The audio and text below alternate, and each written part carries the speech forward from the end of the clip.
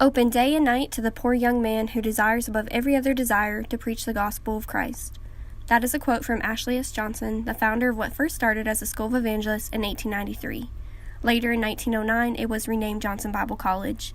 The college institution, which is now known as Johnson University, is celebrating its 125th year. President Smith tells us why he believes Johnson has been successful. Well, I think there are 2 or 3 reasons. One is it's remained consistent with its purpose. And if you look back to the beginning of the school, Ashley and Emma Johnson had a strong desire to educate young people, not only for leadership within the church, but also leadership within communities, and to communicate the gospel throughout the world.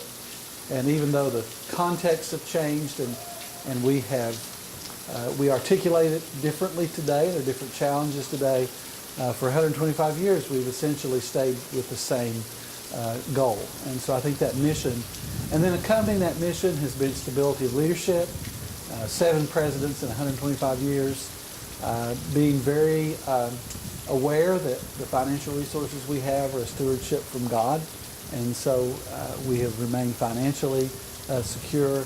And then I think the loyalty of alumni and supporters, donors, people who have partnered with us. So why is it that we've had so few presidents in so many years? Well, the first 33, 34 years, of course, focused on our founders, Ashley and Emma Johnson. And even though Emma was only president for 2 years before she died, she was a full partner in the work. So really, those 2 count. You get 2 for 1 there. Dr. Bell had a very long presidency, over 20 years, 27 years.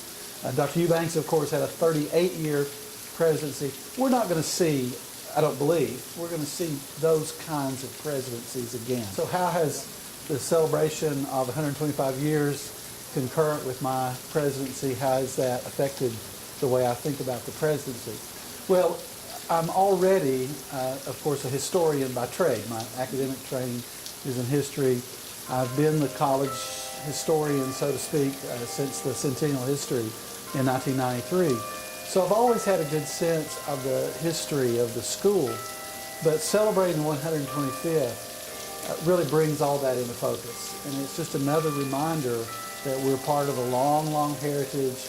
I said in my inaugural address, we drink from wells we did not dig, and we eat from vines we did not plant. And I'm very aware that, so to speak, we're standing on the shoulders of others. We're building on the foundation that others have laid. I'm very conscious of that. In general, I want to help us fulfill our mission, and that starts with educating students. It's very important to me that students believe that they are important, that they're heard, that when we make decisions that we have the students' well-being in mind. Now, they're not always going to agree with every decision that's made, but I think students have to understand that they are valued, and what they think and the challenges they face are important to us as leaders. So whatever we do, I want to remain student-centered. I think academically we can do more with math and science. I think if we're going to be contemporary, we're going to have to improve in the areas of math and science. I think that we're going to be able to have opportunities to do more with athletics. And I think it's important to emphasize the positives that we have in our athletic programs. I think the new buildings, both on the Florida campus, the Commons, and the ARC here on this campus, I think those are really going to change campus life for the better. I think the most important change was the broadening of the mission statement in 2011.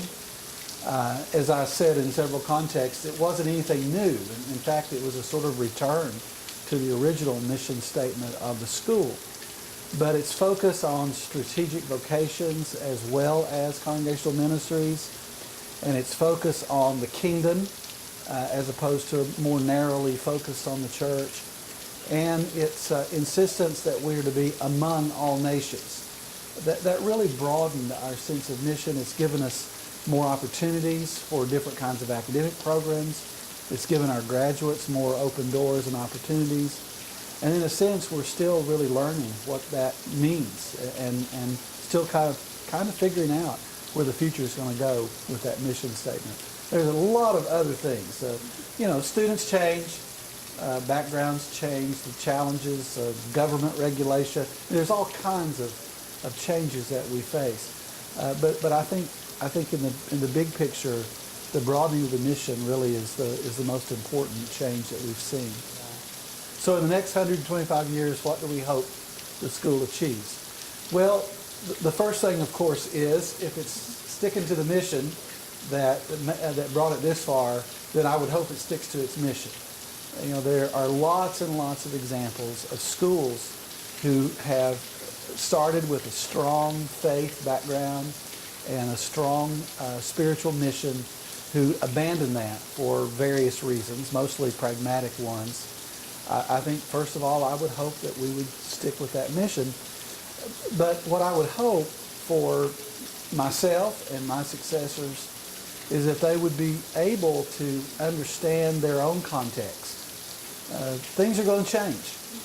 And as change happens, how to be able to stay with the mission but also remain current and relevant to the contemporary situation.